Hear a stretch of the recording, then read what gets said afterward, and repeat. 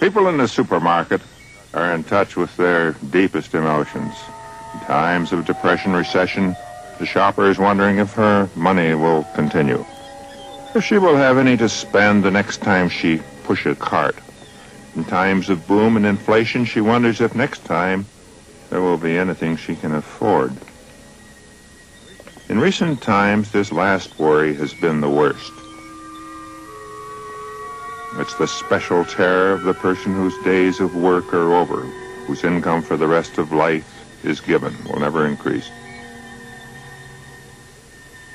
What happens if that money ceases to sustain life or accustomed respectability? What will happen to me, to us?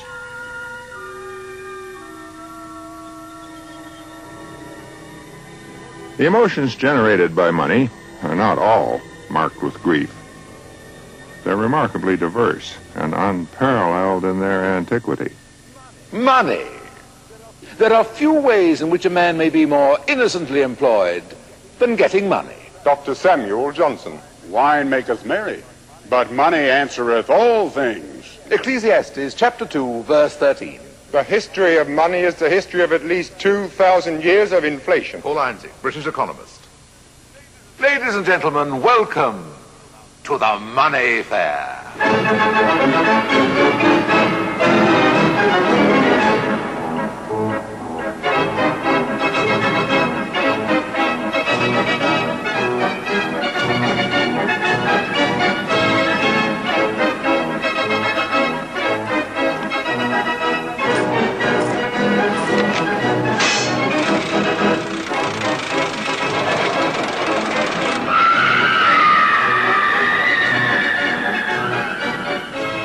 Money buys access to all parts of the human carnival, all the booths at the fair. It is a singular thing. It ranks with love as man's greatest source of joy, and with death as his greatest source of anxiety. Money differs from an automobile, a mistress, or cancer in being equally important to those who have it and those who don't. The carnival metaphor, the exciting ride on which money takes those who possess or pursue it, is a very old one in the literature of finance. The reality is a bit more grim. Over all of history, money has oppressed people in one of two ways. Either it has been very abundant and very unreliable, or it has been reliable and very, very scarce. But for many people today, it has a third fault. It is both unreliable and scarce. These are the anxieties that haunt the woman in the supermarket. We understand them and all the diverse emotional power of money if we look at its history, the best avenue to its understanding.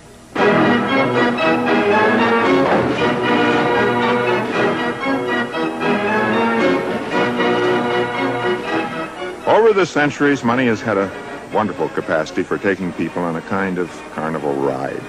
Sometimes, as I've said, it's been abundant and unreliable, sometimes reliable and very hard to get. The carnival metaphor emerges from what money has done to people, and also from the superb gallery of innovative rogues, rascals, and quite honest men who made its history. John Law, a fugitive Scot in Paris who showed how a bank could engineer a truly colossal boom and bust. William Patterson, another lowland Scot, who originated the most prestigious of all monetary institutions, the Bank of England. Alexander Hamilton, who gave the new American Republic a stable currency, tried unsuccessfully to give it a Bank of England. Nicholas Biddle, who took up the battle to give the United States a central bank and lost. Mr. Bernard Cornfeld, who raised the hope of having money without work to new heights in our own time. All went from great innovation to great disaster. Law, Patterson, and Biddle all went broke. Alexander Hamilton was shot. Bernie Cornfeld had problems. The first service of money is to avoid the inconvenience of barter, the problem in the direct exchange of butter, for horses or a house. Many things, seashells, cattle, whiskey, have been used. For 2 centuries, Virginia and Maryland used tobacco, and in Virginia, nothing else has so far served as money for so long. Before Wolfe and Montcalm, French Canada had the most exotic currency of all, playing cards. All critics of speculation must weep that they're gone. Las Vegas and Wall Street used the same currency, clubs and diamonds. Gambling on the stock exchange would not be a figure of speech. Also, Barclays bank statements and hearts, diamonds, and spades would be a joy to read.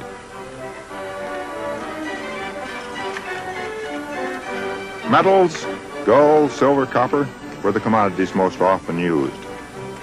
Weighing chunks of metal was a nuisance. Coinage, pieces of metal of specified weight, eliminated that need for weighing. The ruler's head was stamped on coins to inspire confidence, or so it was said. John Maynard Keynes held that more often it was a thoughtful personal gesture by the ruler to himself. The singular feature of every monetary invention is the resulting search for ways and means to its abuse. After coins were invented, rulers and private entrepreneurs joined alike in clipping, sweating, or otherwise debasing them. The idea was to keep some of the precious metal and make a worse coin do the same work. This had great consequences, to which I'll come in a moment.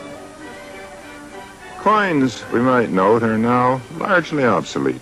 They're used only as minor change, for occasional nervous hoarding, as collector's items, and most important of all, for slot machines. After coinage, the next great invention was the manufacture of money by a bank. This was wonderful, true magic, and so it still seems. It gave bankers much prestige and required that they have great solemnity of manner. No one wants a funny man with a real license to manufacture money. The last great step was government paper money. This in the West was the invention of the British colonies in North America. Coins, banks, government paper required another invention, the central bank, something to regulate the manufacture of all this money. These are early pictures of the Bank of England. Historians agree that almost everything we know about central banking was learned here by the Bank of England.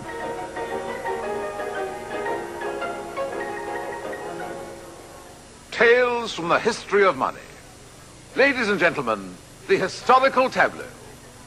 Number 1, 1609. The Bank of Amsterdam.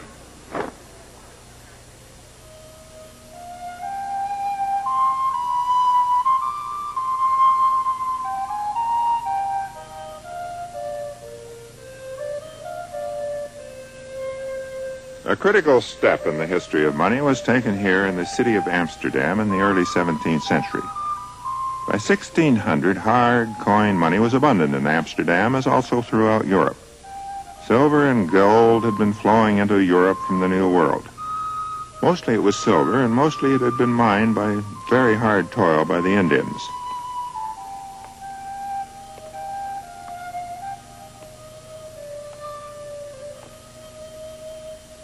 Silver at the beginning of the 17th century, the time we're talking about, had become especially plentiful. This flow is demonstrating the most elementary proposition regarding money. The more abundant the money, everything else equal, the less it will buy. Because money was abundant, prices everywhere in Europe were rising. A good many people hadn't heard about the discovery of America in these years, but everyone in Europe was seeing its effects in whatever trifle they had to buy.